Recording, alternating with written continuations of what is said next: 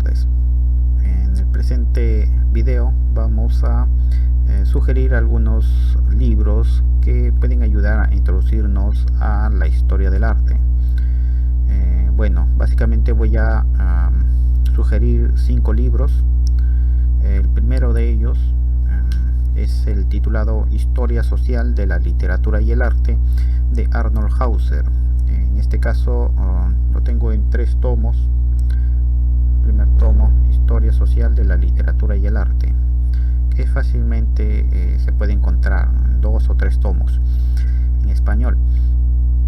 Bueno, en esta obra en realidad se trata de un ensayo de Arnold Hauser que fue publicado en 1951, en donde se trata de un desarrollo histórico de cómo se ha producido la obra de arte desde los albores de la humanidad hasta inicios del siglo XX. Arnold Hauser en este caso se apoya para la explicación de la obra de arte y de los artistas en el contexto histórico, social, económico, político y cultural. También en base a un método o en base a una corriente marxista de la historia del arte, va a explicar determinada obra de arte según su contexto económico y social. De esta forma, Arnold Hauser va a explicar por qué en una determinada obra va a primar, el aspecto religioso, y en otra obra va a primar el aspecto político.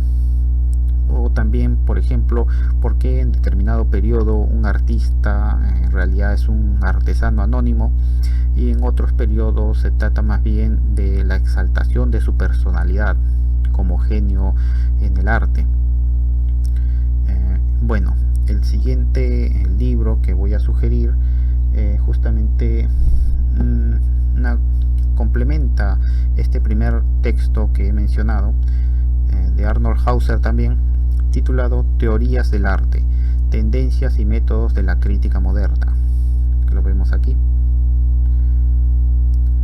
Bueno, esta obra en realidad es una edición de la antigua Introducción a la Historia del Arte. En palabras del propio Arnold Hauser, este libro trata de suplir la carencia que existía en su historia social de la literatura y el arte, toda vez que carecía este primer libro de una introducción teórica a el desarrollo histórico artístico. Entonces, en este libro Arnold Hauser también va a señalar que se pretende explicar cuáles son los límites de una historia del arte entendida como ciencia, y en qué consisten también sus modelos, sus medios, donde se encuentran sus límites como ciencia, ¿no? Entonces va a señalar que si bien su obra contiene reflexiones filosófico-históricas, tampoco es que va a caer, en un historicismo, ¿no? Él niega prácticamente que exista en su obra un pronóstico histórico, o que la propia obra, o mejor dicho, la historia del arte se encuentre determinada por una idea superior, ¿no? Podemos incluso señalar que según la tesis doctoral de Daria Saccone, titulada Arnold Hauser, biografía de un intelectual marxista romántico, va a señalar que tanto en esta obra como en la obra anterior, Hauser va a dar una primacía al tema de la ideología, de tal forma que tanto la obra de arte como la crítica, así como los juicios artísticos, están inundados de ideología, y solo se puede entender el arte en términos de producción ideológica, según Hauser. El tercer libro que voy a mostrar es el de Los conceptos fundamentales de la historia del arte, de Heinrich Wölfing. En este libro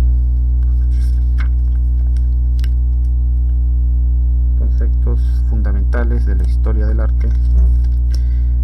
Se trata también de un ensayo que fue publicado a inicios del siglo XX, en 1915, en donde el autor recoge el concepto de renacimiento y barroco e intenta diferenciarlos en un método de comparación de polos opuestos, en donde por una parte el renacimiento va a representar, por ejemplo, lo lineal, en cambio lo barroco va a representar más bien lo pictórico, y así, ¿no?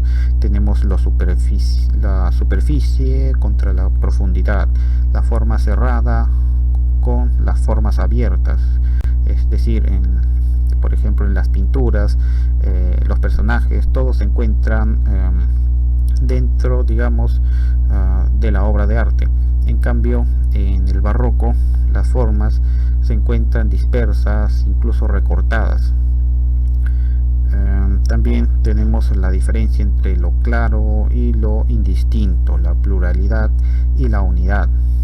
Wolfing va a señalar también que en la conclusión de este libro, que todo es evolución, y quien considera la historia del arte como un tránsito infinito, es difícil que lo encuentre. Asimismo, va a señalar que la historia de las formas no permanece quieta jamás. Respecto a la representación o visión, señala Wolfing también que tiene que ver con el estilo de una época concreta, que va a determinar también el estilo del artista y la región donde se elabore la obra y los temas de la época. Bueno, en cuarto lugar tenemos una obra de Nikos Hatzinikolaou, titulada Historia del arte y lucha de clases, que en este caso lo tengo en italiano. Historia del arte e lotta delle classi. En esta obra, que también puede encontrarse en español, el autor puede inscribirse, digamos, dentro de la corriente marxista de la historia del arte, al igual que Arnold Hauser, y va a establecer que el objeto de la historia del arte es justamente el estudio y la explicación del estilo, pero entendido el estilo como ideologías en imágenes.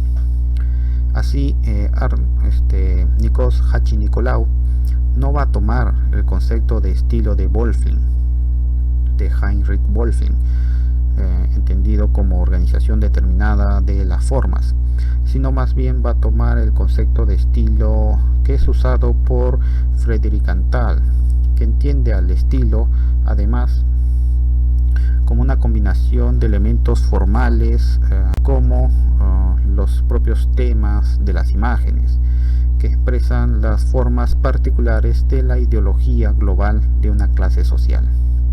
De este modo, según Hatzinikolaou, el estudio de los estilos va a implicar también el análisis de las condiciones de producción y de consumo de la obra de arte. Así, Hatzinikolaou nos va a hablar, por ejemplo, de la fortuna crítica, que es decir, cuáles son las finalidades que tiene una obra de arte luego de haber sido producidas, de tal manera que nos va a señalar también que esto abre un campo de estudio muy rico en la historia del arte. Finalmente tenemos el libro también clásico de Ernst Gombrich, titulado, bueno, en español está titulado como Historia del arte, pero que originalmente es conocido como la historia del arte contada por Ernst Gombrich. En este caso les voy a mostrar la edición en italiano, la historia del arte raccontata por Ernst Gombrich. Bueno, esta obra fue inicialmente publicada en Londres en inglés en 1950.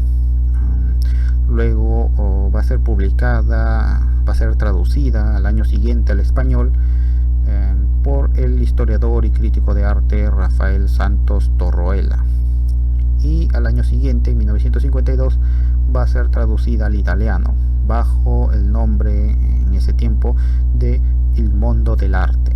El Mundo del Arte. Y bueno, este libro está dirigido básicamente a los jóvenes, una suerte de introducción general a la historia del arte, evitando atiborrar de datos, de nombres, de artistas, de fechas o de movimientos artísticos. En cambio, trata de de explicar en un lenguaje sencillo y de evitar, digamos, los tecnicismos, a fin de dar una capacidad más didáctica a este libro, de tal manera que en el primer capítulo de su obra, Gombrich va a señalar una frase muy famosa en donde dice: no existe realmente el arte, lo que existen son los artistas. Es decir, ya nos expone aquí Gombrich un sentido de dar prioridad a la vida de los artistas y de sus obras, y esto es justamente lo que se ha criticado de esta obra. Es decir, que Gombrich realiza en su historia del arte en realidad una historia de las biografías de los artistas. Otro aspecto que se ha criticado de esta obra es que Gombrich prefiere ciertos nombres de artistas y relega a otros. Entendible en el sentido de que se trata de un manual en donde no puede condensar todos los datos existentes respecto del arte, en este caso del arte occidental. Finalmente podemos decir que esta obra representa un primer acercamiento a la historia del arte, y en ese sentido resulta muy útil para quienes se quieran introducir o dar un primer paso a este complejo mundo de la historia del arte. Muchas gracias.